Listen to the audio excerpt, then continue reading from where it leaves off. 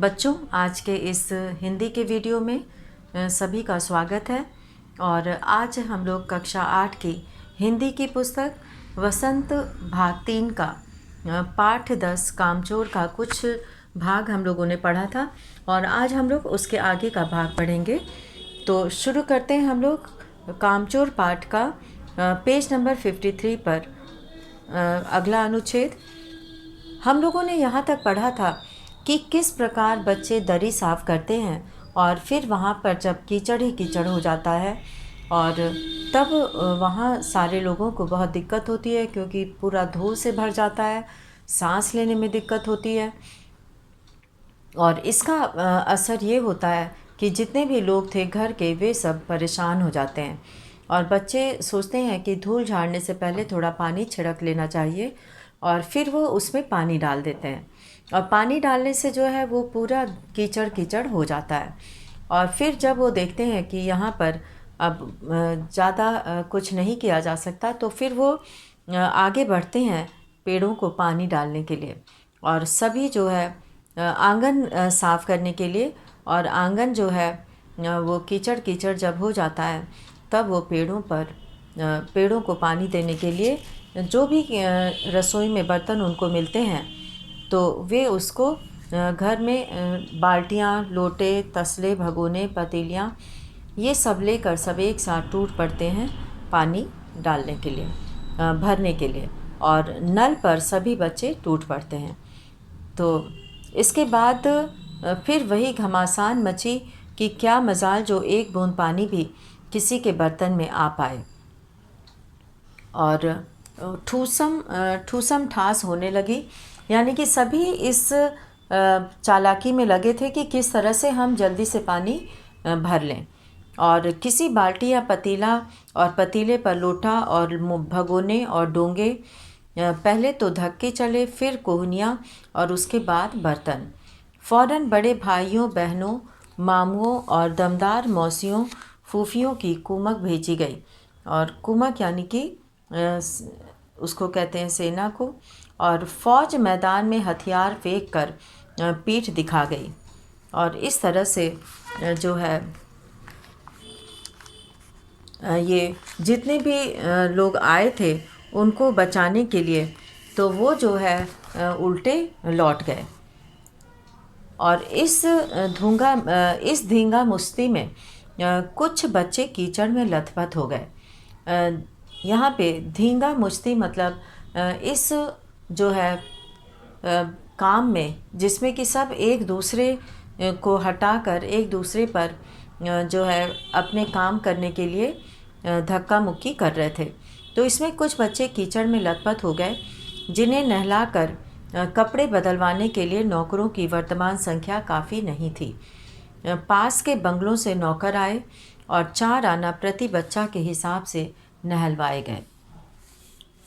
हम लोग कायल हो गए कि सचमुच यह सफाई का काम अपने बस की बात नहीं और न पेड़ों की देखभाल हमसे हो सकती है। कम से कम मुर्गियां ही बंद कर दें। अब जब बच्चे इस काम में भी सफल नहीं हुए, तब उन्होंने ये महसूस किया, उन्हें ये लगा कि कायल हो जाना मतलब ये बात मान लेना कि सचमुच यह सफाई का काम अपने बस की बात नहीं है। और वे पेड़ों की भी देखभाल नहीं कर सकते, क्योंकि सभी एक साथ ही बर्तन लेके पहुंच जाते हैं नल पर, जिससे कि काम भी नहीं ठीक से होता है और चोट भी लगती है और गीले भी हो जाते हैं, कीचड़ भी लग जाता है।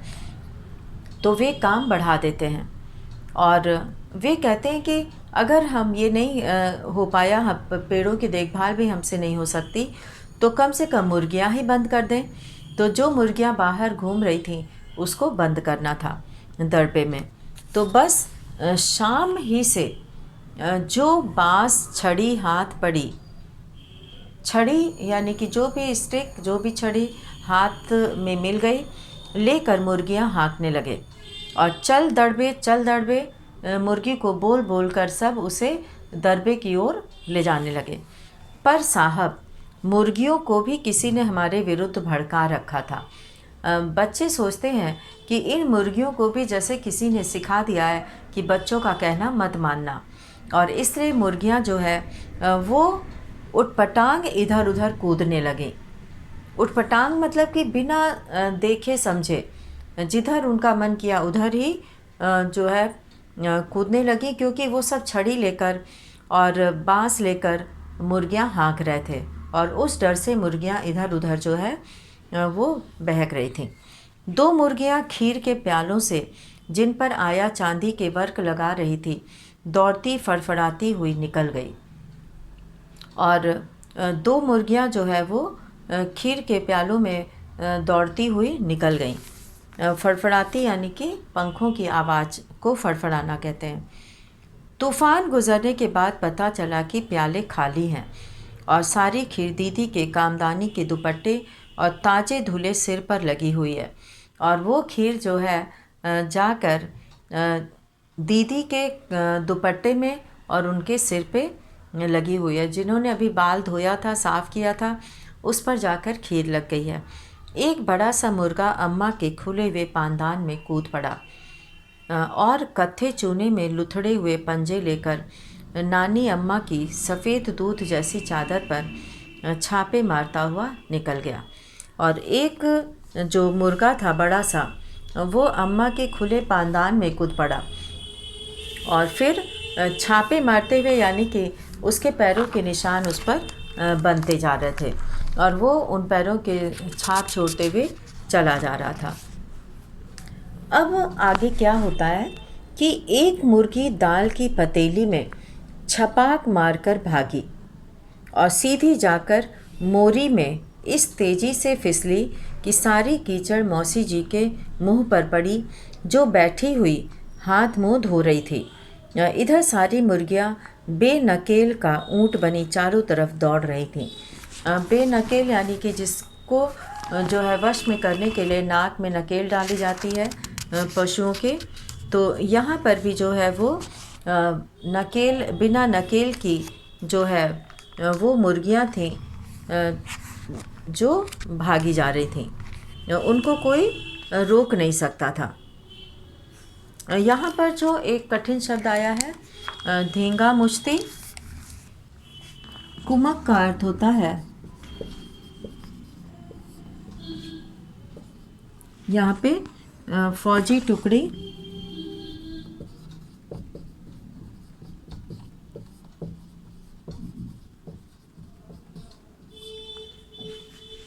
और धींगा मुश्ती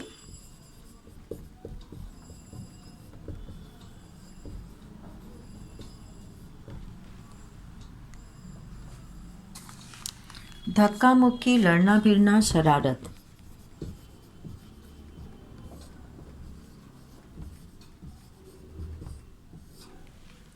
धक्का मुक्की, लड़ना भिड़ना,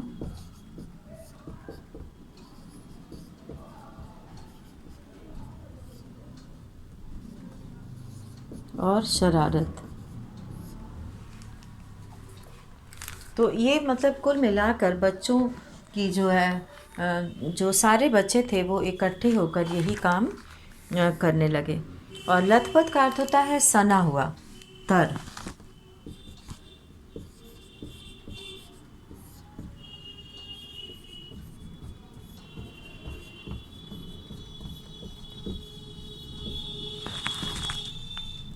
लथपथ का अर्थ होता है तर। और अब जो है मुर्गियों को दड़बे में, और दड़बा कहते हैं मुर्गियों के रहने की जगह को। दड़बा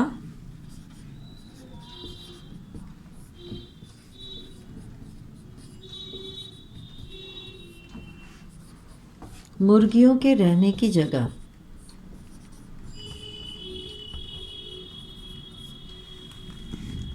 और मोरी, यहाँ पे एक शब्द आया है मोरी। और मोरी कहते हैं आंगन में जो एक पतली नाली बनी होती है। नाली, गंदे पानी की नाली। नाली को कहते हैं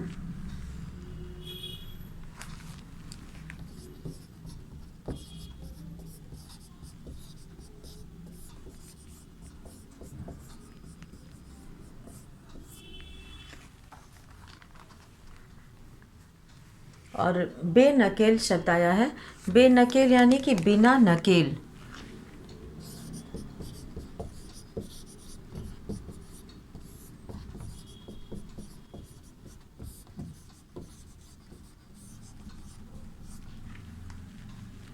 पशुओं की नाक में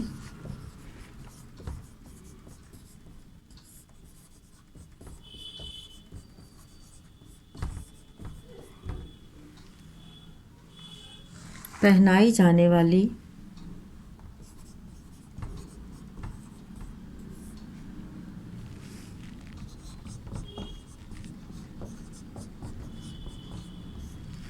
पशुओं की नाक में पहनाई जाने वाली रस्सी के बिना।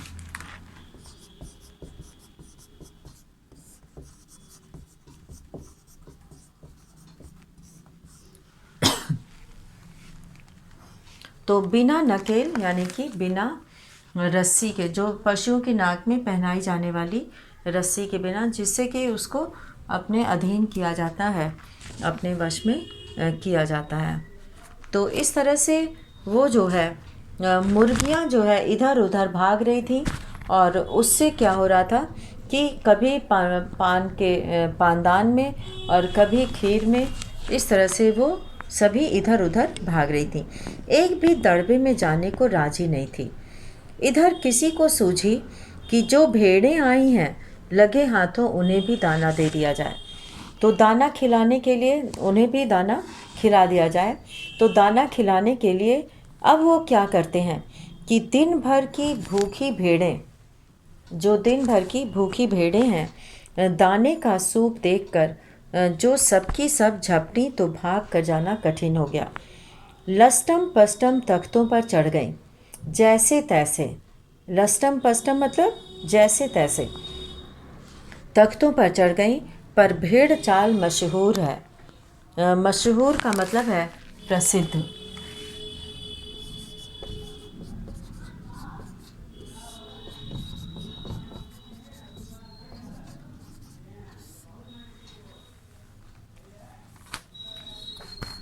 मशहूर का अर्थ है प्रसिद्ध। उनकी नज़र तो बस दाने के सूप पर जमी हुई थी। पलंगों को फलांगती, बर्तन लुढ़काती साथ साथ चढ़ गई।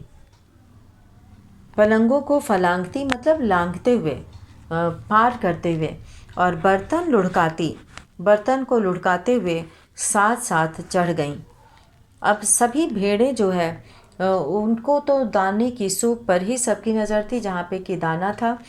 और तख्त पर, तख्त यानी कि जो चौकी थी, उस पर बानी दीदी का दुपट्टा फैला हुआ था, जिस पर गोखरी, चंपा और सलमा सितारे रख कर बड़ी दीदी मुगलानी बुआ को कुछ बता रही थी। भेड़ें बहुत निसंकोच सबको रौंदती, मेंगनों का छिड़काव करती हुई दौड़ गईं। मेंगना कहते हैं जो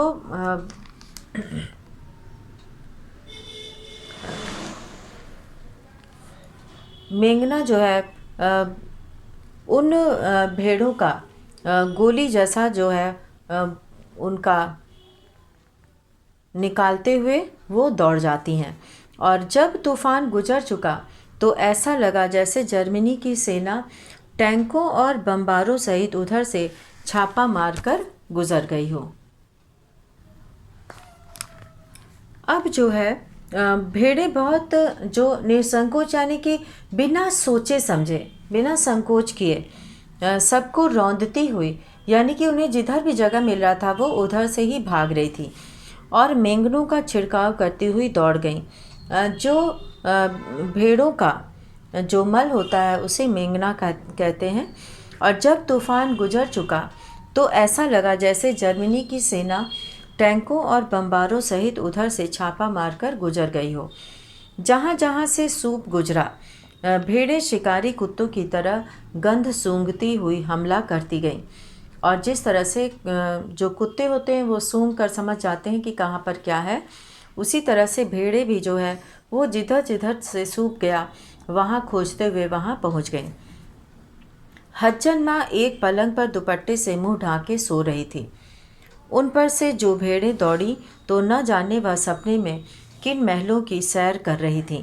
दुपट्टे में उलझी हुई मारो मारो चीखने लगी। तो वो जो है दुपट्टे में उलझी मारो मारो चीखने लगी। और इतने में भेड़े सूप को भूलकर तरकारी वाली की टोकरी पर टूट पड़ी। वह दालान में बैठी मटर की फलियां तोल तोल कर रसोइये को दे रही थी। तो अब जो है वो भेड़े जो है वो सब्जी वाली के ऊपर टूट पड़ी और वह अपनी तरकारी का बचाव करने के लिए सीना तान कर उठ गई। आपने कभी भेड़ों को मारा होगा तो अच्छी तरह देखा होगा कि बस ऐसा लगता है जैसे रुई के तकिए को कूट रहे हों। भेड़ को चोट ही नहीं लगती, बिल्कुल यह समझ कर कि आप उससे मजाक कर रहे हैं। और भेड़ें सोचती हैं कि आप उससे मजाक कर रहे हैं। वह आप ही पर चढ़ बैठेगी। जरा सी देर में भेड़ों ने तरकारी छिलकों समेत अपने पेट की कढ़ाई में झोंक दी, यानी कि सभी सब्जियां खा गए। और इधर यह प्रलय मची थी, उधर दूसरे बच्चे भी लापरवाह नहीं थे। इतनी बड़ी फौज थी जिसे रात का खाना न मिलने की धमकी मिल चुकी थी। वे 4 भैंसों का दूध दूहने पर जुट गए। धुली बेधुली बाल्टी लेकर 8 हाथ 4 थनों पर पिल पड़े और भैंस एकदम जैसे पैर जोड़कर खड़ी और बाल्टी को लात मारकर दूर जा खड़ी हुई। और भैंस भी समझ गई कि ये जो है नादान बच्चे हैं और इस तरह से वो बाल्टी को पैर मारकर दूर जाके खड़ी हो गई। तय हुआ कि भैंस की अगाड़ी पिछाड़ी बांध दी जाए और फिर काबू में लाकर दूध दूह लिया जाए। बस झूले की रस्सी उतारकर भैंस के पैर बांध दिए गए।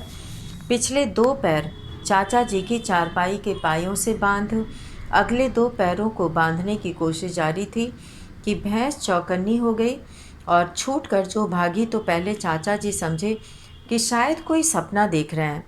फिर जब चारपाई पानी के ड्रम से टकराई और पानी छलक कर गिरा तो समझे कि आंधी तूफान में फंसे हैं, साथ में भूचाल भी आया हुआ है। फिर जल्दी ही उन्हें असली बात का पता चल गया और वह पलंग की दोनों पट्टियां पकड़े, जैसा कि चित्र में भी दिखाई दे रहा है। दोनों पट्टियां पकड़े बच्चों को छोड़ देने वाली को बुरा भला कह रहे थे। और यहाँ बड़ा मज़ा आ रहा था। भैंस भागी जा रही थी और पीछे पीछे चारपाई और उस पर बैठे हुए थे चाचा जी। ओहो, एक भूल ही हो गई, यानी बछड़ा तो खोला ही नहीं, इसलिए तत्काल बछड़ा भी खोल दिया गया। दूध दोहने से पहले बछड़े को खोला जाता है ताकि उसे दूध मिल सके और उसके बाद जो है दूध निकाला जाता है। तीर निशाने पर बैठा और बछड़े की ममता में व्याकुल होकर भैंस ने अपने खुरों को ब्रेक लगा दिए मतलब वो भैंस रुक गई। जब बछड़े को देखी तो ममता से व्याकुल होना मतलब परेशान होना, तो बेचैन होना। तो वो बछड़े को देखते ही उसकी ममता में भैंस रुक गई और बछड़ा तत्काल जुट गया।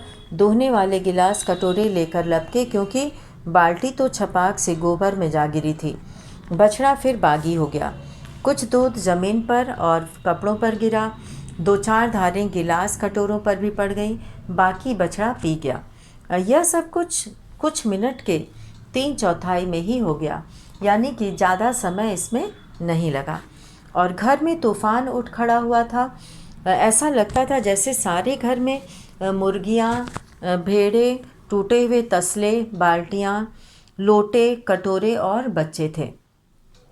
बच्चे बाहर किए गए, मुर्गियाँ बाग में हकाई गई मतलब भेजी गई। मातम सा मनाती तरकारी वाली के आंसू पोंछे गए और अम्मा आगरा जाने के लिए सामान बांधने लगी। या तो बच्चा राज कायम कर लो या मुझे ही रख लो, नहीं तो मैं चली मायके, अम्मा ने चुनौती दे दी। और अब्बा ने सबको कतार में खड़ा कर कतार मतलब लाइन, पंक्ति में खड़ा करके पूरी बटालियन का कोर्ट मार्शल कर दिया। अगर किसी बच्चे ने घर की किसी चीज़ को हाथ लगाया तो बस रात का खाना बंद हो जाएगा। ये लीजिए, इन्हें किसी करवट शांति नहीं। हम लोगों ने भी निश्चय कर लिया कि अब चाहे कुछ भी हो जाए, हिल कर पानी भी नहीं पिएंगे। और अब जो है उनको कहा गया, उन बच्चों को, कि अगर किसी बच्चे ने घर की किसी चीज़ को हाथ लगाया तो बस रात का खाना बंद हो जाएगा।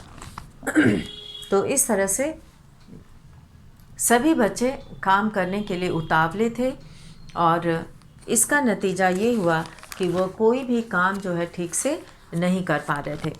तो इसी के साथ आज का वीडियो यहीं समाप्त करते हैं।